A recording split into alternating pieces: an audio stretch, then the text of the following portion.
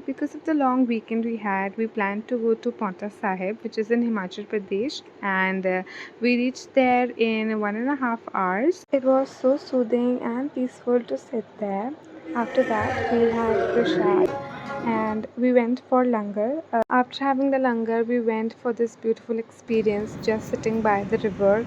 It was Yamuna River that was flowing beside Paonta Sahib Gurudwara. This is what my vibe actually is, and I was so happy visiting. On our way back, we stopped at Pehlwan Dhaba for having some delicious paratha. And this is how my day went. I will see you next time. Bye.